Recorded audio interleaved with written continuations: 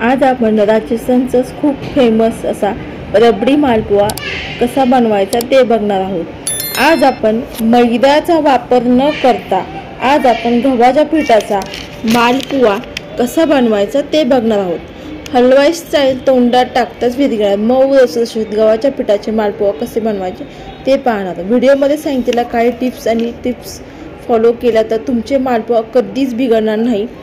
गव्हाच्या पिठाचे मालपुआ कसा करायचा ते बघणार आहोत।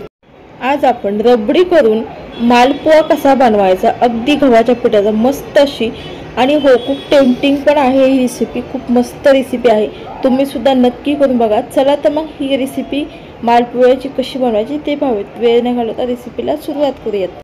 सुरुवातीला आपण मालपुआची रबडी बनवायला घेऊया। त्यासाठी इथे मी एक जाड बुडाची नॉनस्टिकची कढई घेतलेली आहे। आता मी या कढईमध्ये 1 लिटर दूध घेतलेलं आहे, म्हशीचं घेतलेलं आहे, तुम्ही या ठिकाणी गाईचं देखील घेऊ शकता। आता आपल्याला या गॅसवरती हे दूध ठेवून छान असं पहिल्यांदा उकळून घ्यायचे आणि हे दूध आता आपल्याला पूर्णपणे एक 7 ते 8 मिनिट छान असं आटवून घ्यायचे आणि तुम्ही हे दूध आटत येईपर्यंत दुसरे घरातले जे काही कुठले कामं असतात ते सुद्धा करू शकता, पण घरातले कामं करत ह्याच्याकडे दुधाकडे लक्ष ठेवायचे, म्हणजे जेणेकरून आपलं दूध सुद्धा ओतू जाणार नाही आणि खाली सुद्धा लागणार नाही। मीडियम ठेवायची नाहीये, मंदच ठेवून हे दूध छान आटवून घ्यायचं। मीडियम जर ठेवली तर दूध सुद्धा ओतू जाऊ शकतं तुमचं, त्याच्याकरता गॅसची मंदच आच करून हे दूध छान आपल्याला आटवून घ्यायचे। एक 7 ते 8 मिनिटानंतर इथे बघू शकता आपलं दूध सुद्धा छान आटलेलं देखील आहे। मला हे दूध आटवायला साधारण अर्धा तास लागलेला आहे आटवण्यासाठी, पण याला मधून पळीने हलवायचं आहे। रबडी देखील इथे आपली छान अशी आटली देखील आहे। इथे आपली मस्त अशी रबडी बनवून तयार आहे। आता हे आपण थंड करण्यासाठी बाजूला ठेवून देऊयात। आता आपण मालपुआचा पाक बनवायला घेऊया। त्यासाठी इथे मी कढईमध्ये 2 कप साखर घेतलेली आहे। 2 कप साखर घेतली, त्याच कपने मी इथे 2 कप पाणी घेतलेलं आहे। नॉर्मल टेम्परेचरवरचं पाणी टाकल्यानंतर सुरुवातीला आपण ह्याला हलवत राहून आता आपल्याला ह्याच्यामधली साखर आहे ती विरघळून घ्यायची। सुरुवातीला साखर विरघळून घेतली, बघू शकता गॅसची फ्लेम आहे ती आपल्याला मीडियम ठेवायची।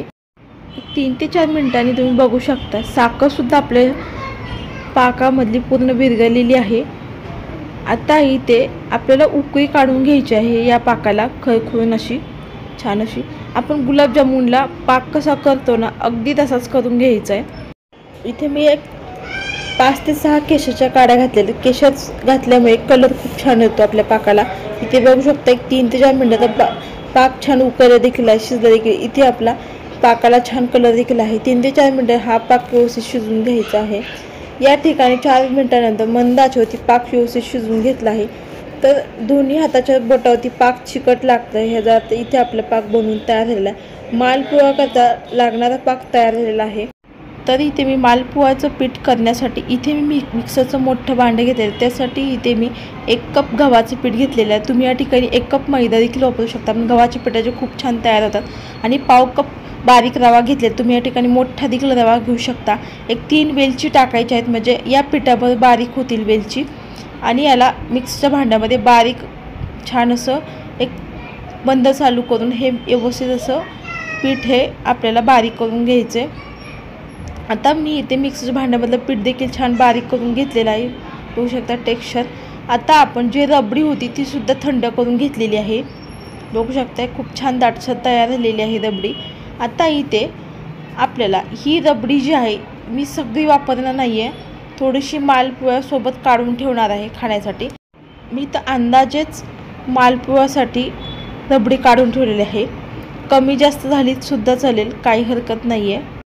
आता इथे रबडीसुद्धा आपल्याला या पीठरने मिक्स करून घ्यायचे आणि जे आपण गव्हाचं पीठ आणि पाव कप रवा बारीक करून घेतलेला मिक्सरच्या भांड्यामध्ये आपल्याला थोडी करून घालायचे, सगळी एकदाच घालायची नाही आहे। तुम्ही या ठिकाणी मी रबडी वापरली, तुम्ही या ठिकाणी दूध पावडर देखील वापरू शकता अर्धा कप, किंवा दुधावरची साय असते ना ती सुद्धा घालू शकता आणि हे पीठ मिक्स करून घेऊ शकता।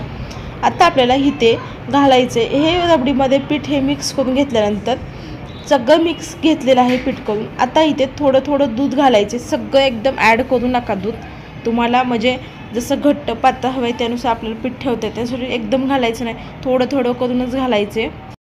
कारण पीठ आहे ते थोडं थोडं दूध घालून आपल्याला मळून घ्यायचं आहे.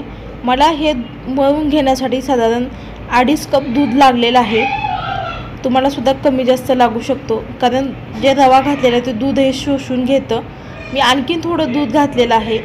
मला हे मालपोळ्याचं बॅटर करण्यासाठी साधारण 2.5 कप दूध लागलेलं आहे, कारण रवा जो आहे तो शोषून घेतो, दूध आहे तो.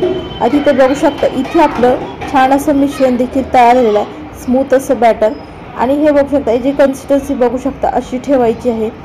आपण हे पळीने जर बॅटर उचललं छान अशी हे धार पडायला पाहिजे, सोडायला पाहिजे. बघू शकताय या पद्धतीने ही जी कन्सिस्टन्सी ठेवायची मालपोहा करण्यासाठी. चला तर मग मालपोहा करायला घेऊयात.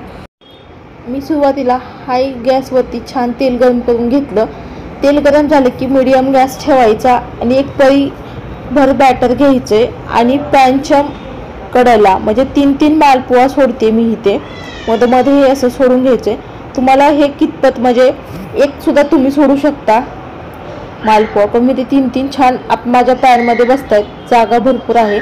आता एक 3 ते 4 मिनिटानंतर बघू शकता आता वरच्या बाजूने देखील छान फुगले देखील आहेत, जाळीसुद्धा छान पडले, टमटमीत फुगला आहे बघू शकता. आता हे आपल्याला पलटून घ्यायचे, पलटी मारून घ्यायची, झाऱ्याने आणि चमच्याने घ्यायची. सुरुवातीला अजिबात हात लावायचं नाही, नंतर एक 3 ते 4 मिनिटांनी पलटून घ्यायची. आता हे सोनेरी रंगावरती छान असे तळून घ्यायचे दोन्ही. बघू शकता मस्त कलर आलेला आहे, जाळी देखील सुंदर पडलेली आहे. आपण हे सोडा वगैरे अजिबात वापरले नाही आहे ह्याच्यामध्ये, मस्त जाळी पडलेली आहे. मस्त तयार होतात गव्हाच्या पिठाचे. हे अजिबात मैद्याचा वापर केला नाही आहे, मैद्यापेक्षा गव्हाच्या पिठाचे सुंदर होतात आणि खूप पौष्टिक पण होतात हे मालपुआ. इथे आता दुसऱ्याच अशाच पद्धतीने तुम्हाला मालपुआ करून दाखवते. एक पळी बॅटर घ्यायचं आणि हे पॅनच्या कडेला सोडायचे, म्हणजे 3-3 मालपुआ बसतात एकाच पॅनमध्ये, म्हणजे तुमचे 3-3 मालपुआ तयार होतात. आता ह्याला सुरुवातीला अजिबात हात लावायचं नाही आहे, हे फुलून वर येतात मालपुआ आणि नंतर थोडे 3 ते 4 मिनिटांनी नंतर याला थोडेसे फुगले की मग ह्याला पलटी मारून घ्यायची. सुरुवातीला अजिबात हात लावायचं नाही आहे. आता हे झाऱ्याने आणि चमच्याने आपल्याला हे पलटी मारून घ्यायचे. दोन्ही बाजूने सोनेरी रंगावर तळायचे. जे मालपुआमधलं एक्स्ट्रा जे तेल असतं ते झाऱ्याने आणि चमच्याने असं पिळून काढायचे. बघू शकताय अगदी चांगलं तेल निघतं एक्स्ट्रा जे असतं ते. इथे आपले आता या ताटामध्ये काढून घ्यायचे मालपुआ मस्त तयार झाले. इथे आपली पाकाची चाचणी जी आहे ती कोमट असावी, जास्त थंड नसावी. आपण गुलाबजामुन करताना पाक कसा असतो ना कोमट, तसाच ठेवायचं आहे. आणि हे मालपुआ आता आपल्याला या पाकामध्ये टाकून घ्यायचे. आता पाकामध्ये टाकून घेतल्यानंतर चमच्याने आपल्याला मालपुआवरती हे पाक आहे तो टाकायचे. छान असे रसरशीत झालेले आहेत बघू शकताय तुम्ही. आता एका प्लेटमध्ये हे मालपुआ काढून घेऊयात आपण. मस्त मऊ लुसलुशीत तयार झालेले आहेत रसरशीत असे. तुम्हाला मालपुआ बघितल्यानंतर बघू शकता तोंडालाच पाणी सुटलेलं आहे. मला हे सर्व करतानाच माझ्या तोंडाला पाणी सुटलं होतं, इतके हे मस्त लागतात. तोंडात टाकताच हे विरघळतात, इतके मस्त तयार झालेले आहेत. आहा हा, काय असं वाटतं पटकन हा मालपुआ उचलून खावा, इतका मस्त लागतो. तोंडात टाकताच विरघळतो आणि खूप चवीला म्हणाल तर मस्त आपण गुलाबजामुन खातो ना अगदी तशी सेम टेस्ट लागते या मालपुआची. हे मालपुआ बघू शकता अगदी टेम्पटिंग दिसत आहेत, बघताक्षणी हा खावासा वाटतो.